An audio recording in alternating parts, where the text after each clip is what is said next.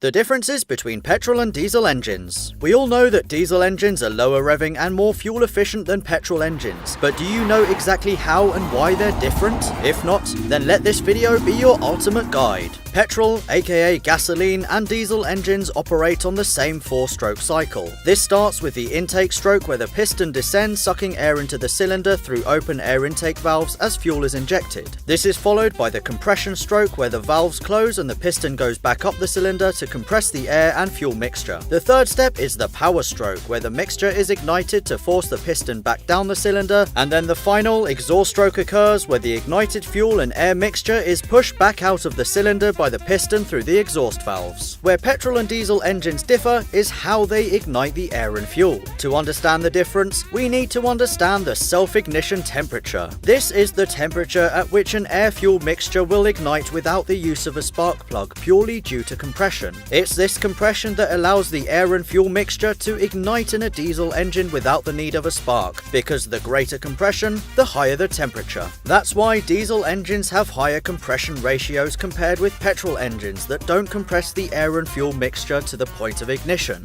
If you don't know what a compression ratio is, let me quickly explain. Simply put, it's the ratio of the maximum to minimum volume in the cylinder. So a ratio of 10:1 means that when the piston is at its lowest point, there is 10 times as much volume as when it's at its highest point. To give you an example of compression ratios, a 2015 VW Golf TSI has a compression ratio of 9.6:1. while a 2015 VW Golf TDI has a compression ratio of 16.2:1. Again, a diesel will have a higher compression ratio to ensure that the air and fuel mixture is compressed enough to the point of ignition, while a petrol engine uses less compression and is ignited by the spark plug. Though no longer true for all modern oil burners, another significant difference with a diesel versus petrol engine is that diesels lack a throttle body. This means that when you press on the accelerator pedal, the fuel injectors simply supply more diesel to create more power. Petrol or gasoline engines, on the other hand, require a throttle body. As you press on the accelerator pedal, you open up the throttle and allow more air to flow into the engine.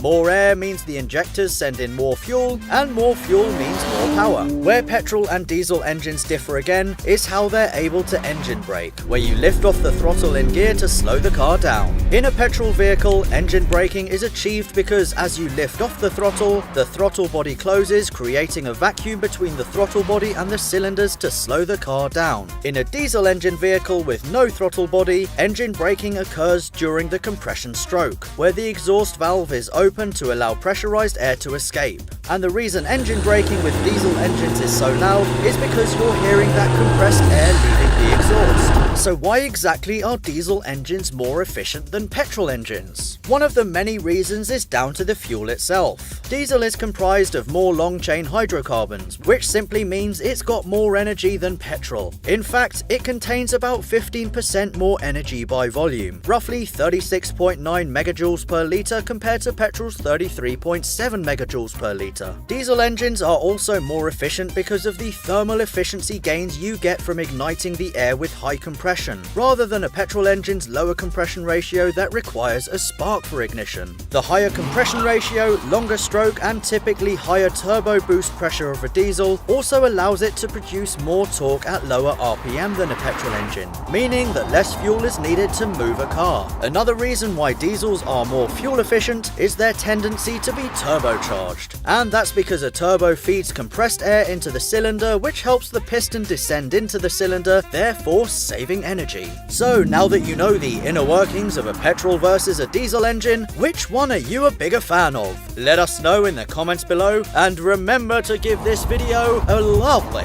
thumbs up. Audi R8 V10 Plus, 8,700 RPM. The 610 horsepower 5.2 litre V10 is able to rev to an astonishing 8,700 RPM. Combined with all-wheel drive traction, the R8 will hit 60 miles an hour in only 2.7 seconds,